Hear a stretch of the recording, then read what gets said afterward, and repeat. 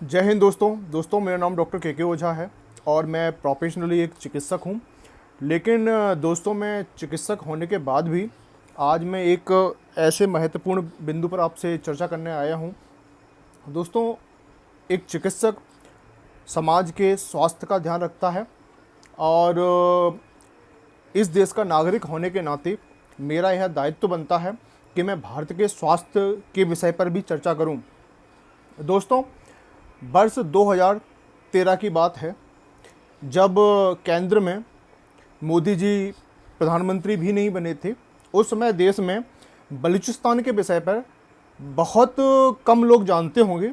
देश के जो डिप्लोमेट रहते थे वही बलूचिस्तान के विषय पर जानते थे। दोस्तों, 2013 में मैंने पेज बनाया था जिसका नाम था इंडिया सपोर्ट इंडिपेंडेंट बलूचिस्तान, और बलूचिस्तान के बहुत सारे लीडर्स मुझे फॉलो भी करते थे।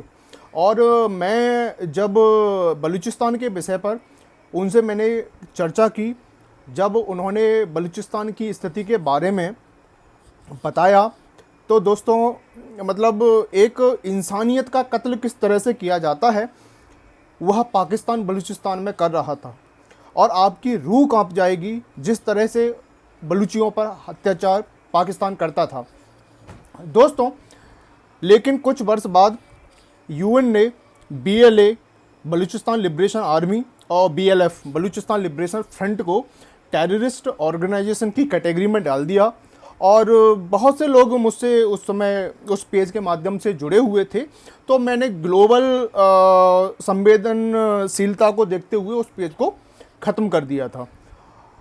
दोस्तों, आज मुझे इस बात को जानकर बहुत ही दुख हुआ।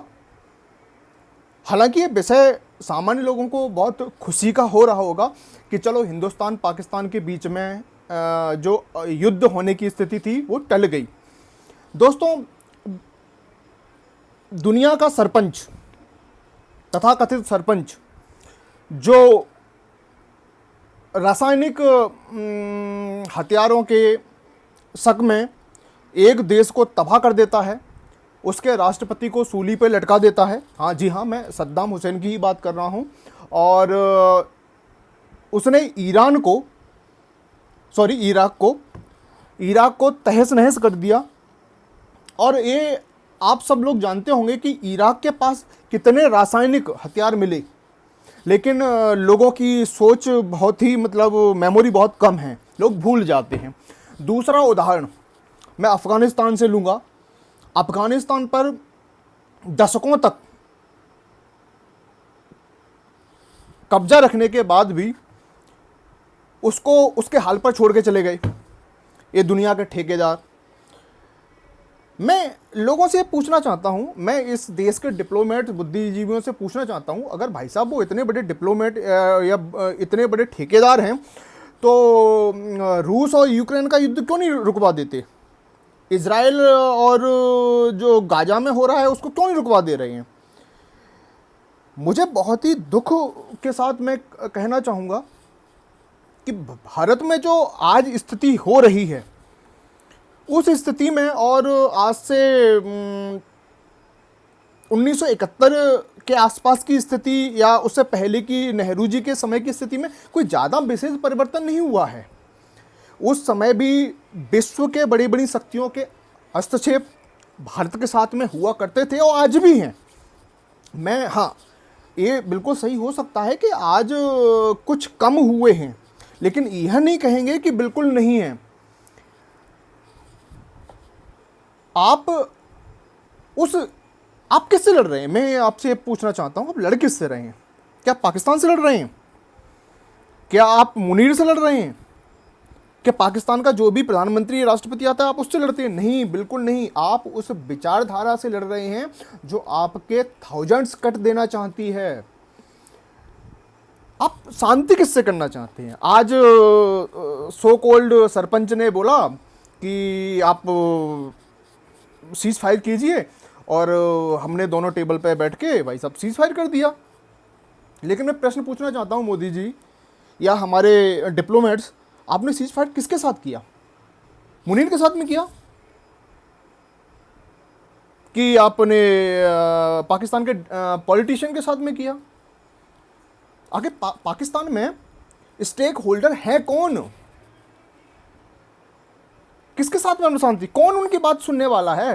भाई साहब, जिस दिन मुनीर भारत के अगेंस्ट में नहीं लड़ेंगे उस दिन मुनीर काट दिए जाएंगे। पाकिस्तान के नेताओं का अस्तित्व ही जब तक रहता है जब तक वो पानी पी पी कर हिंदुस्तान को गालियां दें, क्योंकि पाकिस्तान का ही अस्तित्व भारत के विरोध में टिका हुआ है। आपको क्या लगता है पाकिस्तानियों को प्रोग्रेस चाहिए? उनको शिक्षा चाहिए? उनको डेवलपमेंट चाहिए? बिल्कुल नहीं, उनको गजवाए हिंद चाहिए। आपको ये याद रखना पड़ेगा कि आपका पड़ोसी नासूर है, आपका पड़ोसी एक सड़ा हुआ एक कीड़ा है, एक सड़ा हुआ जानवर है जिसकी गंध आपको सुंगाई दे रही है। अमेरिका उस सड़न को फील नहीं कर रहा है, यूरोप उस सड़न को फील नहीं कर रहा है, उसके हित जुड़े हुए हैं, उसको आपके अगेंस्ट में खड़ा किया हुआ है। आज अमेरिका है कौन? कौन है अमेरिका? अमेरिका वही ब्रिटिशर्स हैं जिन्होंने आपकी जमीन को काटकर आपके बगल में आपका पड़ोसी खड़ा किया, और ऐसा पड़ोसी खड़ा किया कि उसके माध्यम से जब चाहें आपको कंट्रोल कर सकें। अमेरिका की मूल आबादी रेड इंडियन तो खत्म हो गई ना। अमेरिका कौन है? ब्रिटिशर्स ही तो हैं। परमाणु अस्त्र किसने दिए और क्यों दिए? किसके अगेंस्ट में परमाणु अस्त्र दिए गए उसको? क्या अमेरिका चाहता तो परमाणु अस्त्रों पर कब्जा नहीं कर सकता था? बिल्कुल कर सकता था। और क्या अमेरिका, ठीक है चलो मैं मानता हूं कि अमेरिका आपका दोस्त है, अमेरिका आपके साथ में खड़ा हुआ है, क्या अमेरिका इस बात की गारंटी लेता है कि पाकिस्तान के परमाणु अस्त्र कल हाफिज मोहम्मद सईद के हाथ में नहीं लगेंगी, मोहम्मद हाफिज के हाथ में नहीं लगेंगी, अलकायदा के हाथ में नहीं लगेंगी?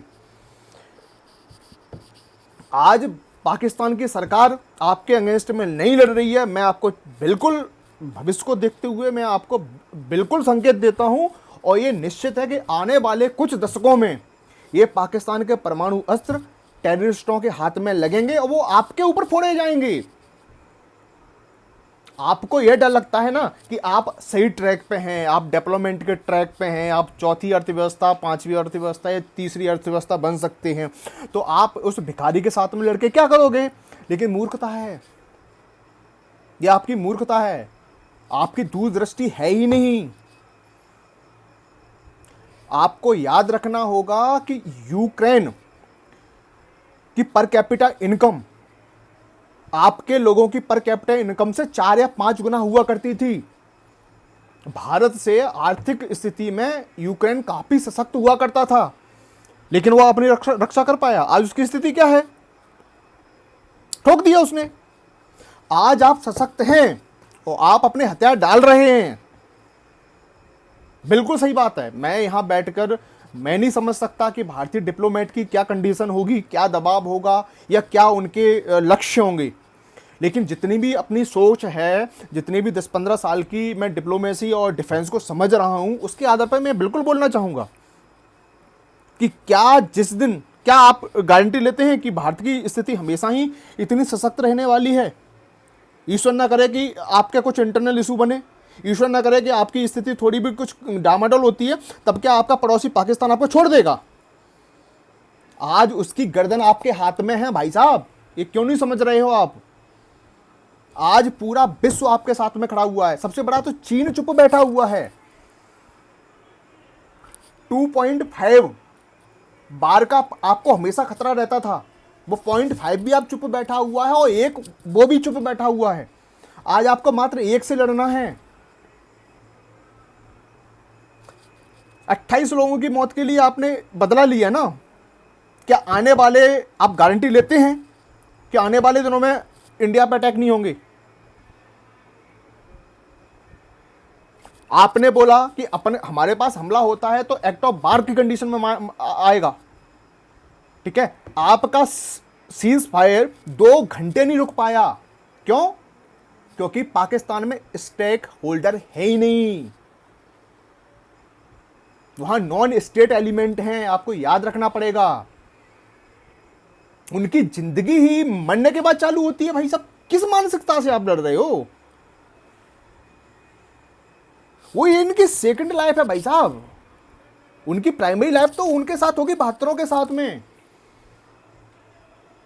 जहां सुराहों के दरिया बह रहे हैं और क्या क्या, वो उनकी जिंदगी वहां से चालू होती है भाई साहब। तुम उनके साथ लड़ रहे हो। अच्छा, अब आते हैं इस बात पर कि युद्ध हो जाएगा, हमें ये नुकसान हो जाएगा, वो नुकसान हो जाएगा। बिल्कुल सही बात है। आप पे मैं अपने अनुमान से इतना बोलूंगा, आपके पास अमेरिका का दबाव हो या ना हो, यूरोप का हो या ना हो, लेकिन उन लोगों का जरूर है जो हजारों लाखों करोड़ का धंधा व्यापार कर रहे हैं, क्योंकि उनका व्यापार चौपट हो सकता है। बिल्कुल होगा, बिल्कुल होगा। लोग भी मारे जाएंगे, बिल्कुल सत्य मारे जाएंगे। लेकिन आप इतिहास पढ़िए, यूरोप में आज इतना विकास, इतनी शांति क्यों है? उसने युद्ध लड़े थे। अमेरिका ने कितने युद्ध लड़े हैं, तब जाके अमेरिका बना है। यूरोप तब जाके यूरोप बना है। अगर आप शांति चाहते हैं तो आपको युद्ध लड़ना ही पड़ेगा। महाभारत के बाद शांति हुई। क्या कृष्ण भगवान भी शांति कर पाए बिना युद्ध के? मैं आपसे जानना चाहता हूं। आप कृष्ण भगवान हैं। रावण ने कितने शांति प्रस्तावों को ठुकराया, क्या शांति हो पाई? मैं तो यही बोलना चाहूंगा, 4 बांस 24 गज, 4 बांस 24 गज, अंगुल अष्ट प्रमाण, ता ऊपर सुल्तान, मत चूके चौहान, मत चूके चौहान। इस बार अगर चौहान तू चूक गया ना, तो भारत का भविष्य मुझे नहीं लगता कुछ ज्यादा सिक्योर है। क्यों? क्योंकि आज सेना सशक्त, आज देश की राजनीति सशक्त, आज देश में NSA अजीत डोभाल जैसे व्यक्ति, आज आपकी IB सशक्त, उसके बाद भी आप कुछ नहीं कर पा रहे हो। कुछ का मतलब मैं ये नहीं बोलूंगा कि आप जाके अटैक कर दो पाकिस्तान पे, अपने हजारों सैनिकों को मरवा दो, अपने शहरों को, नहीं, बिल्कुल नहीं। बहुत आसान रास्ता है पाकिस्तान को हैंडल करने का। अगर आप वो भी नहीं कर सकते हो तो माफ कीजिए, ये देश ज्यादा समय तक स्वतंत्र या ज्यादा समय तक सशक्त होकर नहीं रह सकता, क्योंकि उसने आपके यहां घुन लगा दिया है। आपके यहां एक ऐसी मानसिकता डाल दी है जिसके विषय में मैं आज बोलना नहीं चाहूंगा।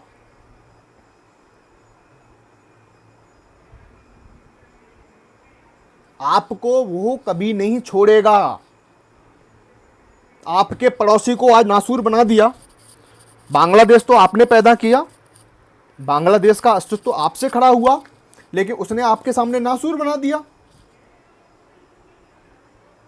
आपकी घर में बैठ के उसके क्या मानसिकता फैला रहा है वो, ये आप नहीं जानते उस बात को? बिल्कुल जानते हो। पाकिस्तान का मात्र एक ही हल है।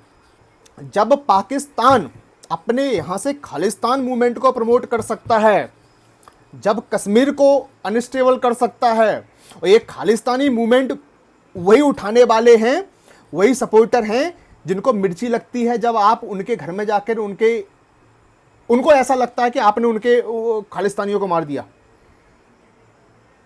वो आपको समृद्ध देखना चाहते हैं? बिल्कुल नहीं। वो आपको सेकंड चाइना कभी नहीं बनने देंगे, याद रखना इस बात को। क्योंकि सरपंच की सरपंची जाने वाली है, एक कड़वा सत्य है। और ये गुट निरपेक्ष का झुंझुना आप भी नहीं चलाने वाले अधिक समय तक, क्योंकि अगर गुट निरपेक्ष आपने किया ना, तो एक दिन आप कहीं के नहीं बचोगे। आपको ग्लोबल कंडीशन को देखते हुए, आपको जियोग्राफी को देखते हुए, आपको नेचुरल एलाई के साथ में आपको आना ही पड़ेगा। मैं इस समय अब सबसे पहले जल्दी से अपनी बात को क्लोज करूंगा, और मैं इस युद्ध में क्या करना चाहिए देश को, इस बात पे मैं आना चाहता हूं। आप तो ये सबसे पहले आप ये डिसीजन लीजिए, पाकिस्तान को 24 आवर्स दे दीजिए, 48 आवर्स दे दीजिए, चलो उससे बोलिए कि आप ग्लोबल लेवल पर आप और वो भी सो कॉल्ड ठेकेदार अपने यहां से पूरा खालिस्तान का मूवमेंट खत्म करेंगे और आप अपने मुंह से बोलेंगे कि खालिस्तानी टेररिस्ट हैं और खालिस्तान का आप किसी भी इस तरह से सपोर्ट नहीं करेंगे। कश्मीर का मुद्दा खत्म, आप कश्मीर को भारत की टेरिटरी मानते हैं और कश्मीर में कश्मीर भारत का, कश्मीर तो भारत का ही है, लेकिन पीओके से आप पाक ऑक्युपाइड कश्मीर से आप अपनी सेनाओं को हटाएंगे तो वहां प्लेबिसाइड कराएंगे, क्योंकि राजा हरि सिंह के अकॉर्डिंग तो कश्मीर इंडिया का पार्ट है। कुछ लोग ये भी बोलना चाहेंगे भाई साहब कि कश्मीर को लेकर, कुछ लोगों को मैंने सुना है भाई, ये टीवी पर टेलीविजन पर कुछ सो कॉल्ड डिप्लोमेट आके बात करते हैं, मुझे तो बड़ा आश्चर्य लगता है कि यार क्या डिप्लोमेट हैं या इनको कौन सी स्क्रिप्ट दी जाती है कि केवल उनको बोलना ही मात्र लक्ष्य रहता है। कुछ बोलेंगे यार कि कश्मीर को लेके क्या करेंगे यार, कुछ और जिहादियों को हमें लेना पड़ेगा। भाई साहब जिहादियों को मानसिकता चेंज की जा सकती है, एक इंसानों की मानसिकता चेंज की जा सकती है समय के साथ में, लेकिन वो स्ट्रेटेजिक लोकेशन है पाक अधिकृत कश्मीर की, उसको कहाँ छोड़ोगे? उसका इंपॉर्टेंस कभी खत्म नहीं होने वाला उस लोकेशन का। पाकिस्तान के साथ में डील करने का, ठीक है, अटैक मत कीजिए, कश्मीर अपना कश्मीर लीजिए। मोदी सरकार ने बोला था कश्मीर हमारा है, तो आज हमारे कश्मीर में पाकिस्तान की सेना क्यों उपलब्ध है, क्यों बैठी हुई है? पीओके से पाकिस्तान को भगाइए, कश्मीर लीजिए। दूसरा, अगर खालिस्तानी मूवमेंट को पाकिस्तान खत्म नहीं करता है, कनाडा जैसे देश खालिस्तानी मूवमेंट को खत्म नहीं करते हैं, तो आप दिल्ली में बलूचिस्तान की एम्बेसी खोलिए। आपकी डिप्लोमेसी मुझे समझ में नहीं आती, आप चाहते क्या हैं? मैं एक छोटा सा एग्जांपल देना चाहूंगा। एक तरफ तो भाई साहब आप तिब्बत को चाइना का पार्ट मानते हैं, दूसरी तरफ दलाई लामा को भारत में शरण देते हैं। आप चाहते क्या हैं? अगर आपने दलाई लामा को साथ में लिया तो आपने तिब्बत को चाइना का पार्ट क्यों माना? और जब तिब्बत को चाइना का पार्ट माना तो दलाई लामा को शरण क्यों दी? आप बीच का रास्ता क्यों निकालना चाहते हैं? आप बीच का रास्ता निकालोगे तो आप बीच के ही बने रहोगे, आप सैंडविच ही बने रहोगे। आप पाकिस्तान को सैंडविच नहीं बना रहे हो, आप अपने आप को सैंडविच बना रही है। भारत की डिप्लोमेसी जब से भारत बना है तब से अपने आप को सैंडविच बना के रखे हुए है। एक तरफ यूएसएसआर, दूसरी तरफ यूएसए, दोनों के बीच में दबा के रखे थी। आज भी वही आप कर रहे हैं।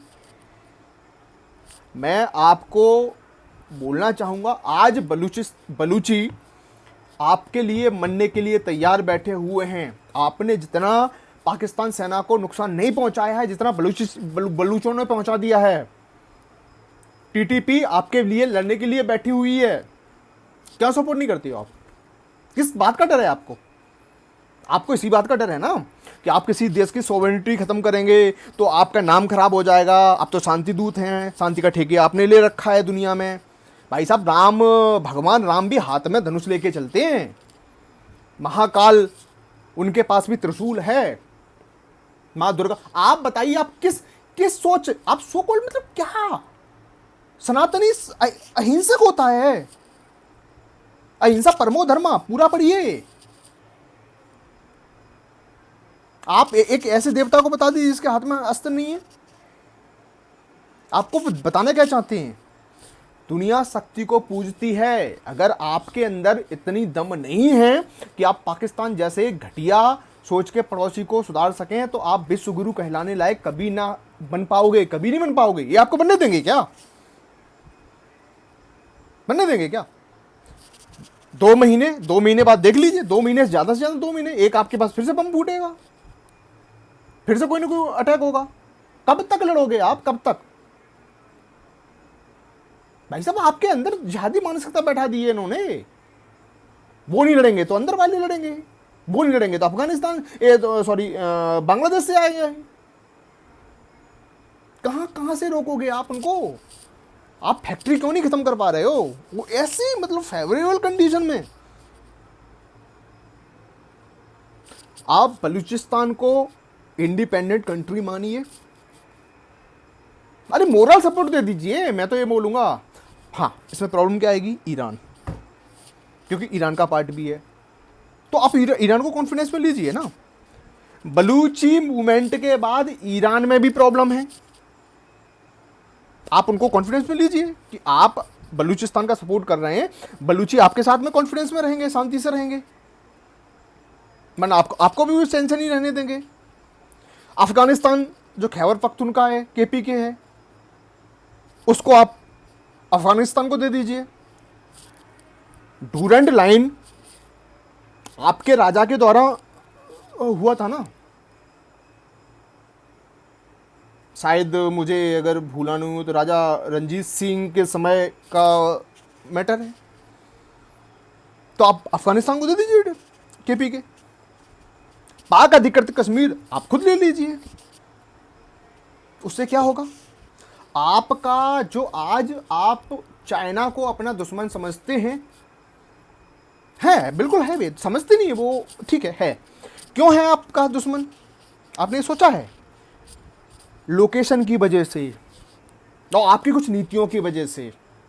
एक तरफ आप हिंदी चीनी भाई भाई, दूसरी तरफ आप जो किया, ठीक है, क्योंकि कंफ्यूजन। जवाहरलाल नेहरू जी भी कंफ्यूज थे, उनको समझ में नहीं आता क्या करना है। क्यों? क्योंकि आप जब तक अपने हितों के लिए नहीं मरोगे, जब तक अपने हितों के लिए नहीं जियोगे, तब तक कठपुतली बनते रहोगे। फिर आप कंफ्यूज हो जाओगे कि हमें करना क्या है, अपना भला सोचना है कि दूसरे के लिए जीना है। वही कंडीशन आज आपकी है। जिस दिन मैं चैलेंज करता हूं, मैं गारंटी लेता हूं, जिस दिन आपने पाक अधिकृत कश्मीर अपने हाथ में लिया, उस दिन चाइना आपका सबसे बड़ा दोस्त बन जाएगा। पूछो क्यों? क्योंकि CPC पाक अधिकृत कश्मीर से निकलता है। ये बात चाइना भी जानता है कि पाकिस्तान के हाथ में, पाकिस्तान के थ्रू इंडिया को दुखती घाव पे नमक डाला जा सकता है, लेकिन पाकिस्तान भी उसका जो कॉरिडोर है उसको सक्सेसफुल कभी नहीं होने देगा। क्यों? क्योंकि उसके अंदर ऐसे एलिमेंट बैठे हुए हैं जिन पर वो कंट्रोल कर नहीं सकता। और चाइना के लिए दुश्मन आप नहीं हैं। चाइना का जो नेचुरल एनेमी है वो इस दुनिया का ठेकेदार है। चाइना आपसे नहीं लड़ना चाहता, ना वो आपको दुश्मन मानता है, ठीक है। उसकी दृष्टि, वो तो चाइना तो एक कड़वा सत्य कि आपसे बहुत ऊपर जा चुका है। उसकी पॉलिसी आज आपसे 20-25 साल 30 साल आगे निकल चल रही है। उसके लिए आप, उनका नेचुरल एनिमी कौन है? ठेकेदार। तो वो क्या आपसे लड़ना चाहेगा? नहीं। लेकिन पाकिस्तान के साथ में क्यों खड़ा होता है? CPC की वजह से, ईरान की वजह से, क्योंकि उसका जो कॉरिडोर, उसके हित जुड़े हुए हैं वहां। पाक अधिकृत आपने कश्मीर लिया, उसके हित खत्म, वो आपके साथ खड़ा हो जाएगा। आप चाइना को कॉन्फिडेंस में लीजिए ना इस चीज को कि भले मैं पाक अधिकृत कश्मीर ले रहा हूं, लेकिन तुम्हारे जितने भी व्यापार के जो रास्ते हैं उनको हम चौक नहीं करेंगे। आप हमारे हितों को ध्यान दीजिए। आप हमें जो आपने अक्षय चिन्ह ले रखा है वो आप मुझे दे दीजिए, हम आपका CPC सक्सेसफुल होने देंगे। बलूची आपका CPC सक्सेसफुल होने देगा, लेकिन आप उसके रिसोर्सेज का दोहन नहीं करेंगे। आपको व्यापार करने के लिए रास्ता चाहिए, आपको खनन चाहिए, बिल्कुल लो, लेकिन उन कंडीशन से लो ना सिर्फ बलूचियों को फायदा हो। व्यापार करना है तो वहां भी प्रोग्रेस जाए ना, उसका हिस्सा बलूचियों को मिलना चाहिए ना। इतना कॉन्फिडेंस में लो। नेचुरली देखा जाए, अगर इस साउथ एशिया को, अगर भारत को यूरोप की तर्ज पे बनना है तो इस ठेकेदार का साथ छोड़ना पड़ेगा। ये भारत का जो साउथ एशिया है पूरा यूरोप जैसा बन सकता है, जिसमें नेचुरली अलाई चाइना, रसिया, ईरान, भारत ये खड़े रहने पड़ेंगे। और आपके लिए वो ठेकेदार लड़ने आएगा क्या? कभी आज तक लड़ने आया है क्या? कभी? चलो लड़ना छोड़ दीजिए, क्या क्रिटिकल टेक्नोलॉजी आज तक आपको दी है? आपके एटॉमिक साइंटिस्ट को खत्म करवाया है इन्होंने, होमी जहांगीर भाभा। आपका क्रायोजेनिक प्रोजेक्ट खत्म किए हैं इन्होंने। एक रसिया नेचुरल एलाई आपके साथ हमेशा खड़ा रहता है, क्या आप खुल के उसके साथ में आ पाए? नहीं आ पाए। तो आज मैं ये मानना चाहता हूं, आप उसको क्यों ठेकेदार की तरह मानना चाह रहे हैं? आज पुतिन ने बोला होता कि शांति कर लो, ठीक है, सीज फायर कर लो, तो कर लेते, मैं मान भी जाता। क्यों? कि पुतिन आपके साथ खड़ा रहता, रसिया आपके साथ खड़ा रहती। लेकिन ये ठेकेदार कभी नहीं खड़ा रहेगा। क्यों? क्योंकि इसी ने ही पैदा किया है। 1971 में युद्धपोत भेजा था ना, याद है? ये आज आपको शांत रखना चाहेगा। क्यों? क्योंकि आज उसके ग्लोबल हित जुड़े हुए हैं। क्योंकि उसको पता है आप युद्ध करोगे, आप पाक अधिकृत कश्मीर को ले लोगे। आपने पाक अधिकृत कश्मीर लिया तो चाइना आपके साथ में खड़ा होना रहना पड़ेगा, ठीक है। बलूची आप हाथ में ले लोगे, आप पूरे एशिया में सबसे बड़ी शक्ति के केंद्र बन जाओगे, ये उसको पता है। और पाक अधिकृत कश्मीर को लेते ही चाइना को आपके साथ में आना ही पड़ेगा। क्यों? क्योंकि चाइना की गर्दन आपके पास दोनों तरफ से होगी, हिंद महासागर से भी होगी और ऊपर से भी होगी, पाकिस्तान जहां सीपीसी आ रहा है वहां से भी होगी। इसी को दृष्टि में रखते हुए उसने बांग्लादेश में तख्ता पलट कराया कि ऐसा हो सकता है। उसको इस बात का डाउट है कि कहीं ना कहीं इंडिया, चाइना, रसिया एक प्लेटफॉर्म पे आ सकते हैं। और यूएन, क्या यूएन की ताकत, क्या किया, कहां शांति लेके आ पाया यूएन? बताइए ना।